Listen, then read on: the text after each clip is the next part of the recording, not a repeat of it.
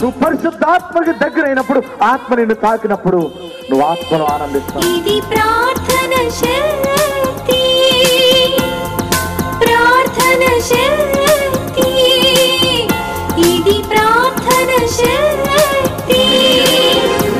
నిరాశ నిస్పృహలెన్నున్నా, అశాంతి ఆపదలైనను, నిరాశ నిస్పృహ. నిజముగా నువ్వు బ్రతుకును మార్చుకుంటే ఈ రోజు నుండి లెక్క పెట్టుకుంటావు. ఆశీర్వాదం ఆశీర్వాదాలు వస్తాయి. ఈనాడు విమోచింపబోచున్నాడు యేసు ప్రభువు, ఈనాడు విమోచింపబోచున్నాడు. ఆకాశమందున్న మన దేవుడు మన ప్రార్థన ఆలకించును. ఆకాశమందున్న మన దేవుడు మన ప్రార్థన ఆలకించును. ప్రార్థన, ప్రార్థన, ఇది ప్రార్థన శక్తి. ప్రార్థన, ప్రార్థన, ఇది ప్రార్థన శక్తి. ఇది ప్రార్థన శక్తి, ఇది ప్రార్థన శక్తి. ప్రార్థనా శక్తి తైలాభిషేక ఆదివారపు ఆరాధన. సమయం ఉదయం 8:30 గంటల నుండి. స్థలం వైస్రాయ్ గార్డెన్స్, జూబ్లీ బస్టాండ్ ఎదురుగా, సికింద్రాబాద్. ప్రార్థనా శక్తి తైలాభిషేక ఆరాధన ఏప్రిల్ 15 కర్నూలు సోమవారం. సమయం ఉదయం 10 గంటల నుండి. స్థలం SS gardens, saint Joseph junior college దగ్గర, నందికొట్కూర్ రోడ్, కర్నూలు. కడప పరిసర ప్రాంత ప్రజలకు శుభవార్త. ప్రార్థనా శక్తి తైలాభిషేక ఆరాధన ఏప్రిల్ 16 కడప మంగళవారం. సమయం ఉదయం 10 గంటల నుండి. స్థలం మాధవి కన్వెన్షన్ హాల్, రాయచూరు వెళ్లే రోడ్, ఆర్టీఓ ఆఫీస్ ఎదురుగా, కడప. ప్రార్థనా శక్తి తైలాభిషేక ఆరాధన ఏప్రిల్ 17 ఒంగోలు బుధవారం. సమయం ఉదయం 10 గంటల నుండి. స్థలం A1 convention hall, old Guntur road, Ongole. ప్రార్థనా శక్తి తైలాభిషేక ఆరాధన ఏప్రిల్ 18 గురువారం, ఏలూరు.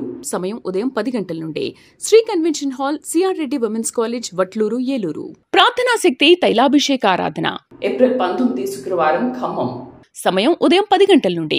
స్థలం ఎస్ఆర్ గార్డెన్స్, ఈనాడు ఆఫీస్, వైరా రోడ్, వెలుగుమట్ల, ఖమ్మం. యేసయ్య నామములో మీకు వందనాలు తెలియపరుస్తూ ఉన్నాను. ప్రియులరా, ఈ దినం కొరకు దేవుడు సిద్ధపరిచిన వాగ్దానాన్ని మనం స్వాధీనపరచుకుందాం. పరిశుద్ధ గ్రంథంలో నుండి లూకా సువార్త 10వ అధ్యాయము 19వ వచనం ద్వారా ప్రభు మిమ్మల్ని దర్శిస్తూ ఉన్నారు. వాగ్దాన వాక్యాన్ని మనం ధ్యానం చేసుకుందాం. Luke chapter 10 verse 19. నేను చదువుతున్నాను, అందులో 3వ లైన్ అండర్లైన్ చేసుకోండి.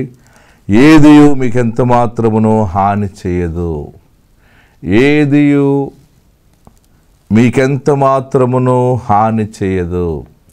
దేవుని నామానికి మహిమ కలుగును గాక.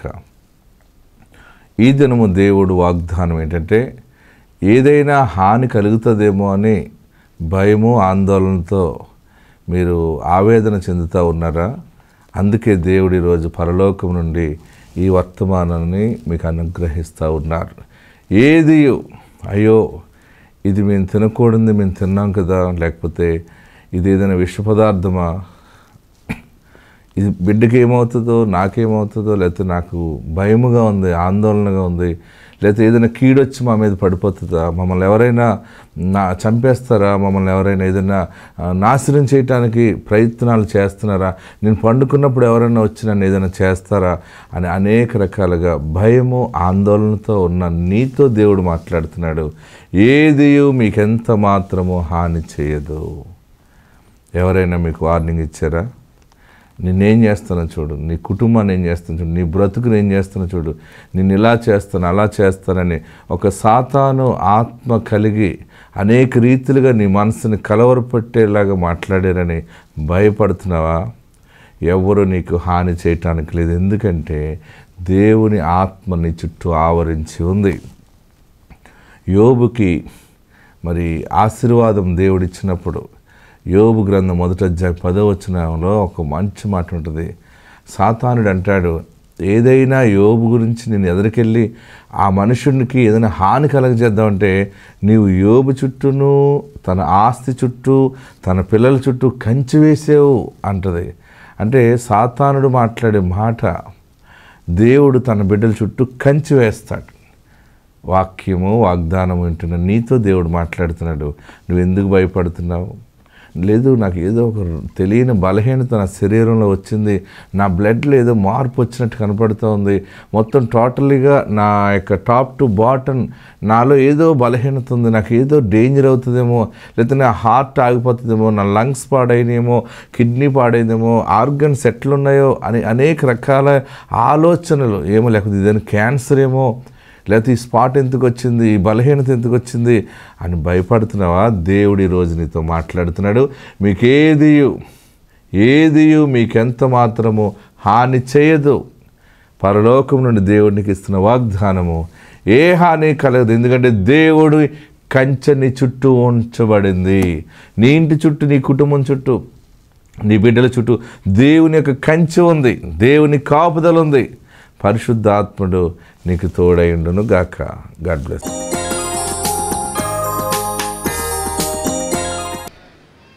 జీవం గల దేవుని సన్నిధానములో యేసు నామాన్ని స్మరిస్తే చాలు మనం మంచివాళ్ళం అయిపోతాం. అంతే. ఆ మంచితనం మనల్ని భూలోకంలో భాగ్యవంతులుగా చేస్తుంది, పరలోక మోక్షానికి బలవంతంగా లాక్కెళ్ళిపోతుంది. యేసు నామము. ఆమెన్. హల్లెలూయా. ఉదయాన్నే లేచి మీరు ప్రార్థన చేస్తున్నారా? మీ కుటుంబాల్లో మీరు ప్రార్థనలు చేయండి. యేసు నామంలో పాటలు పాడండి. మీ గృహంలో యేసు నామంలో పాటలు పాడితే ఇల్లంతా దేవుని మహిమ ఆవరించి ఉంటుంది. హల్లెలూయా. ప్రియులరా, చాలా అద్భుతమైన కార్యాలు ప్రభు జరిగిస్తూ ఉన్నారు. మరి ఇంతవరకు మన ప్రార్థనా శక్తిలో ప్రార్థన చేసిన రీతిగా 5,000 మందికి పైగా దేవుడు గర్భఫలాలు ఇచ్చాడు. ఆ పిల్లలను మనం కలిగి ఉన్నాం. గట్టిగా అందరూ కూడా చప్పట్లు కొట్టి ప్రభుని స్తుతిద్దాం. ఎవరికి ఏ పిల్లలు కావాలంటే ఆ పిల్లలు ప్రార్థనా శక్తికి వచ్చి పిల్లల్ని తీసుకుని వెళ్ళిపోవటం మీరు అంతే. ఆమేన్. అంటే ఎవరో పిల్లల్ని పట్టుకోవడం కాదు, తైలాభిషేకం అయిన వెంటనే ఆశీర్వాదాన్ని పట్టుకుని వెళ్ళిపోవాలంతే. అదే మీరు తైలాభిషేకానికి వచ్చినప్పుడు ఏం మాట్లాడకూడదు. మీరు వచ్చినప్పుడు మీకు ఏం కావాలో ఆశతో, నిరీక్షణతో యేసు నామాన్ని స్మరిస్తూ ఉన్నప్పుడు, మరి వాగ్దానం ద్వారా పుట్టాను కనుక దేవుడు నాకు ఇచ్చిన వరమును బట్టి మీ మీద హస్త నిక్షేపణ చేసినప్పుడు దేవుని యొక్క ఆత్మచేత మీరు ముద్రించబడతారు. మీకు ఇంకొక శుభవార్త చెప్తున్నాను ఈ దినాన్ని. తైలాభిషేకంలో పాలు పొందిన ప్రతి బిడ్డ పరలోక రాజ్యానికి తప్పక వెళ్తారు. ఆమేన్. హల్లెలూయా. ఎందుకు ఈ యొక్క మాట చెప్తున్నానంటే, ఇక్కడ యాకోబు పత్రికలో ఉన్న మాట ఏంటంటే, నూనె రాసి ప్రార్థన చేయటం ద్వారా స్వస్థత జరుగుతుందని చెప్పాడు. ఇంకొక మాట ఏమన్నాడంటే, అతడు పాపములు చేసిన వాడైతే పాప క్షమాపణ నొందును. ఆమేన్. పాపముల నుండి మనం ఎప్పుడైతే బయటపడ్డామో నెక్స్ట్ పడే ప్లేస్ ఏంటంటే పరలోక రాజ్యం. ఆమేన్. ఇక పాపం మన మీద ఏలుబడి చేయదనమాట. అందుకనే మీరు కుటుంబ సమేతంగా ప్రార్థనలో పాలు పొందండి. హల్లెలూయా. హల్లెలూయా. ఎన్నో బలమైన కార్యాలు ప్రభు జరిగిస్తూ ఉన్నారు. ఆశ్చర్యమైన కార్యాలు ప్రభు జరిగిస్తూ ఉన్నారు. చూడండి, మన మధ్య ఒక సాక్ష్యం కూడా చెప్పడానికి వచ్చారు. వీరికి దేవుడిచ్చినటువంటి గొప్ప కార్యము. 30 లక్షలు అప్పు ఉంది. అప్పుడు జనవరి నెలలో తైలాభిషేకానికి వచ్చాను. అప్పుల్లో ఉన్నానని అయ్యగారికి చెప్పాను. ప్రార్థన చేసి అప్పులన్నీ తీరిపోతాయి అన్నారు. అలాగే 30 లక్షల అప్పులు తీరిపోయాయి. ఇప్పుడు 10,000 టీవీ పరిచయకి స్పాన్సర్ చేస్తున్నాను. 10 టీవీ కార్యక్రమాలకి.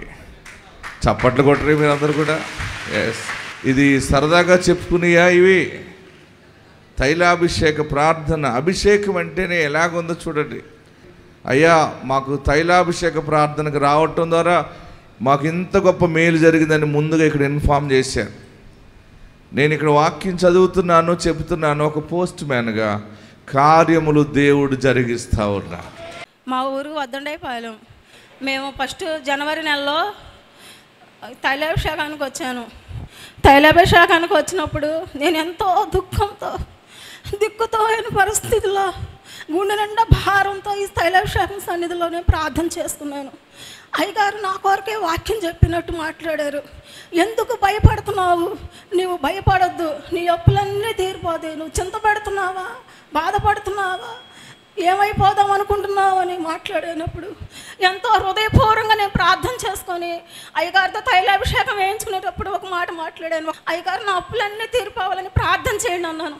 తైలాభిషేకం నా తల మీద వేసి నీ అప్పులన్నీ తీరిపోతాయి అని నన్ను తాకాడు. అంతే. ఇంకా మార్చి నెలలో నేను పొలం 2 సంవత్సరాల నుంచి బేరం అవ్వట్లేదు. ఆ పొలం అమ్మేశాను. నేను 30 లక్షల అప్పులు కట్టేశాను. ఇలా సంతోషంగా దేవుని సన్నిధికి వచ్చాను. నేను సాక్ష్యం చెప్పుకోవాలని, 1 కాదు 2 కాదు 10 టీవీ స్పాన్సర్ చేయాలని నేను విశ్వాసంతో దేవుని సన్నిధిలో సాక్ష్యం చెప్పుకుంటున్నాను. ఇగో 10 టీవీ కార్యక్రమాలకి 10 టీవీ అంటే ₹1,00,000. దేవుడు వాళ్ళకి అప్పులు తీర్చడం ద్వారా ఆమె దేవుని సేవను బలపరుస్తూ ఉంది. ఆమెన్. మరి టీవీ కార్యక్రమానికి స్పాన్సర్ చేయటం ఏంటంటే ఒక కార్యక్రమానికి ₹10,000 ఖర్చు అవుతుంది కనుక ఆ ₹10,000 ఎవరి పేరు మీద మనము ప్రోగ్రాం అది టెలికాస్ట్ చేయిస్తున్నామో, మనం మాట్లాడే టీవీ ఛానల్స్ అవి శాటిలైట్ ఛానల్స్ అవి పెద్ద ఛానల్స్ అనమాట. శాటిలైట్ నుంచి లోకమంతా కూడా ఇసురుతుంది అది. అందుకని అన్ని ప్రదేశాల్లో సువార్త ప్రకటించబడుతుంది. చాలామంది ఇళ్లల్లో నుండి బయటికి రాలేరు, చాలా సమస్యలు ఉంటాయి. ఇళ్లల్లో ఉండి చనిపోవాలనుకున్నవారు, కుమిలిపోతున్న వారిని ఈ ప్రార్థనా శక్తి వాక్యము ఆదరిస్తూ ఉంది, ఓదారుస్తూ ఉంది. విశ్వాసములో దిగజారిపోయిన వారు బలపడుతున్నారు, రక్షించబడుతున్నారు. సరిహద్దు ప్రాంతాల నుంచి మాకు ఫోన్లు వస్తూ ఉన్నాయి. ఓడ మీద ప్రయాణం చేసేవారు కూడా సెల్లో వాక్యం వింటూ ఉన్నారు. ఇదంతా ఇంతమంది ఆదరించబడుతున్నారు అంటే ఆ ప్రోగ్రానికి ఎవరు కష్టార్జితాన్ని స్పాన్సర్ చేశారో ఆ ఆశీర్వాదం వారికి ప్రాప్తిస్తుంది. అందుకే మనం బాగుపడతాం అనమాట. ఇదంతా దీని ద్వారా ఏంటంటే దేవుని రాజ్య సువార్త ప్రకటించబడుతుంది. దేవుడు మేము దీవించునుగాక. హల్లెలూయా. మీరందరూ కూడా ఒక్కొక్కరుగా వచ్చి సాక్ష్యములు మీ నోట నుండి అద్భుతముగా దేవుని గణపరిచి చెప్పుదురుగాక. హల్లెలూయా. అప్పులు తీరిపోతే ఎంత మనసు ఉంటుంది, బాగుంటుంది కదా. అప్పులోళ్ళు వచ్చి అడుగుతుంటే మనసు అంతా గలిబిలైపోతూ ఉంటుంది. కానీ దేవుడు ఉన్నాడు మీ పక్షంగా. మీకు ఎన్ని అప్పులున్నా అప్పులు తీర్చే పెద్ద మనిషి ఒకడు నీ ఇంటిలో ఉన్నాడు, నీ దోణిలో ఉన్నాడు. చిన్న జీవిత నావనాది నిన్నే గురిగా పయనమైతిని. చిన్న జీవిత నావనాది నిన్నే గురిగా పయనమైతిని. ఎన్నో శోధన, ఎన్నో భయములు, ఎన్నో శోధన, ఎన్నో భయములు కన్న తండ్రి కానరావా.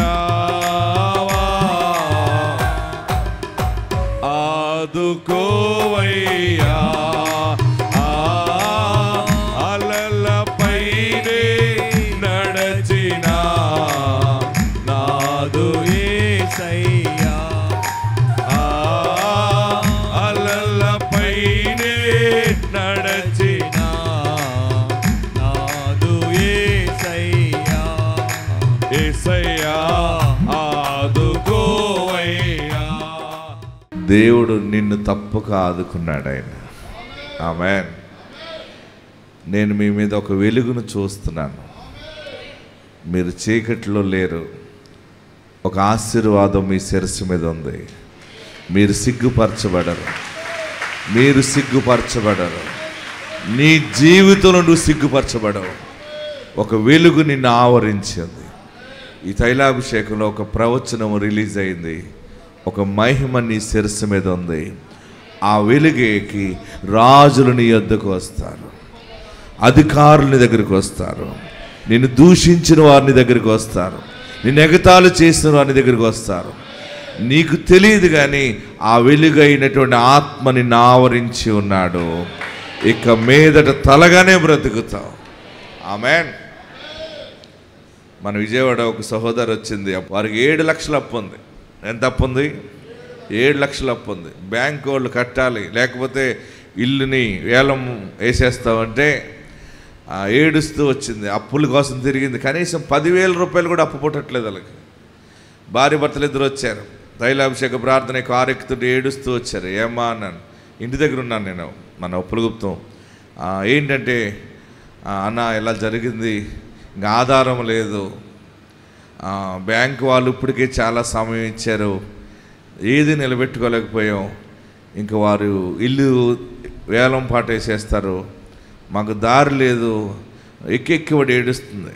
నేను అన్నాను, ఎంత కావాలి అన్నాను. నేను ఏమన్నాను? ఎంత కావాలన్నాను. అన్న 7 లక్షలు కావాలన్నా. ఓకే, 7 లక్షలు ఉంటే క్లియర్ అయిపోతుంది, అప్పు క్లియర్ అయిపోతుంది. నేను ప్రార్థన చేస్తాను, నేను ఒక ప్రవక్తను కదా, నేను ప్రకటిస్తాను, నిజముగా నుండి ఏడుస్తున్నావు. ఈ లోకంలో మనకి ఈ అన్ని దారులు మూసిపోతేనే దేవుడి దారి ఓపెన్ అవుతుంది.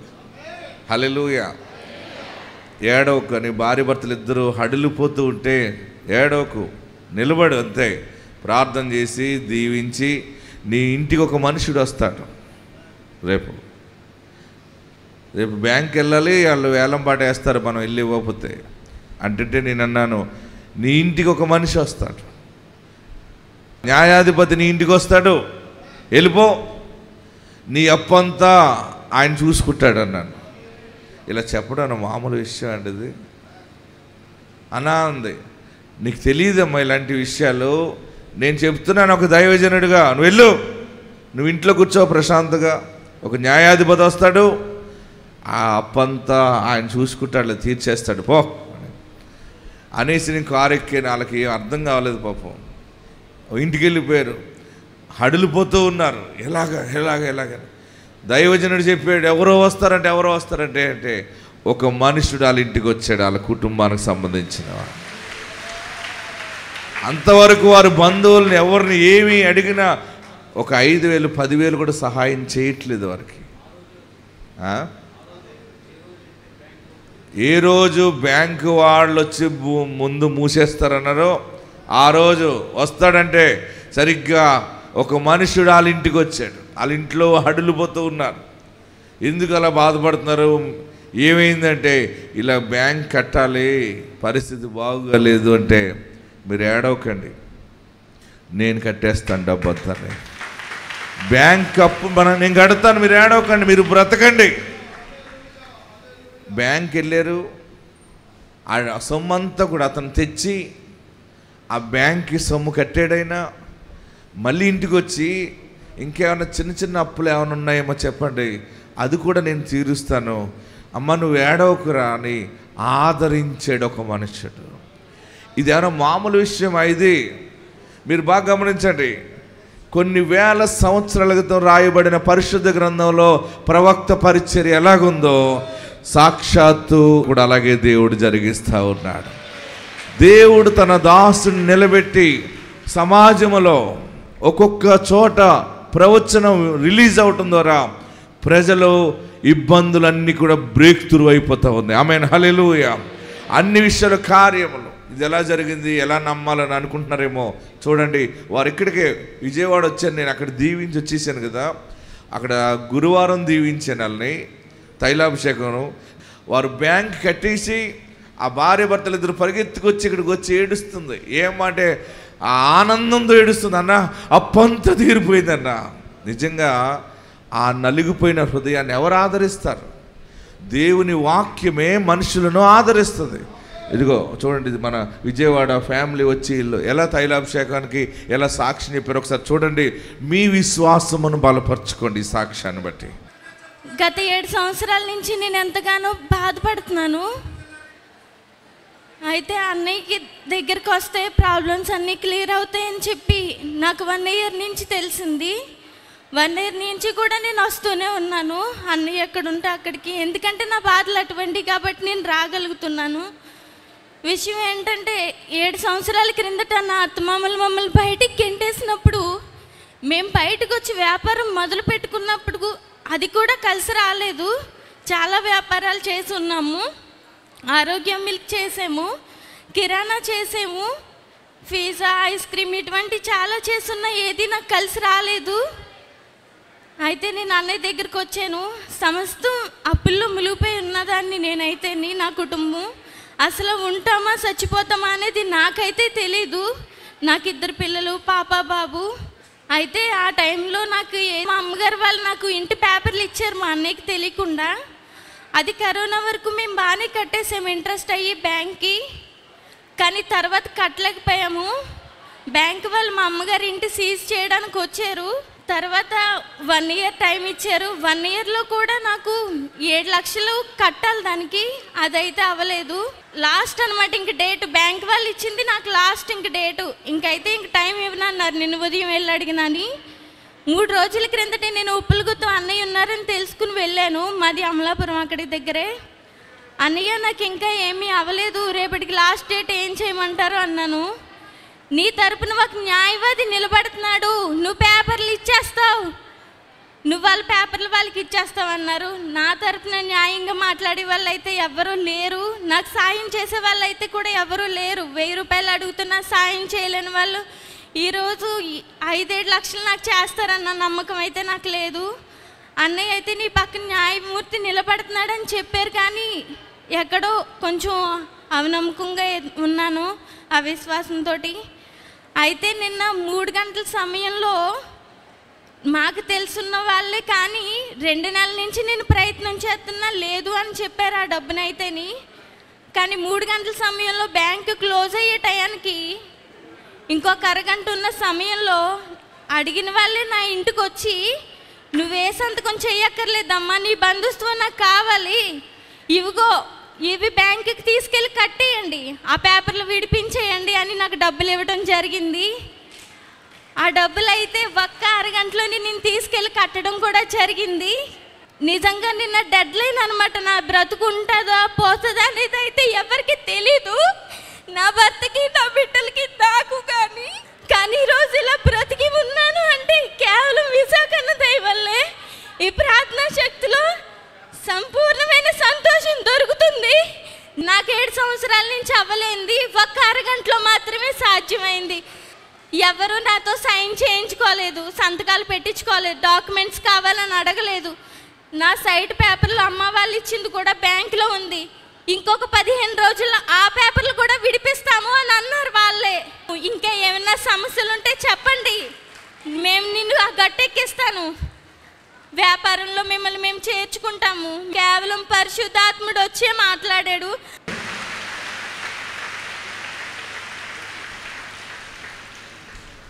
ఈ శ్రమ మీకు శ్రమే కాదు, అసలు మీ ఇళ్ళల్లో ఐశ్వర్యం ఉండును గాక, మీ కన్నీళ్ళు ముత్యాలుగా మారును గాక.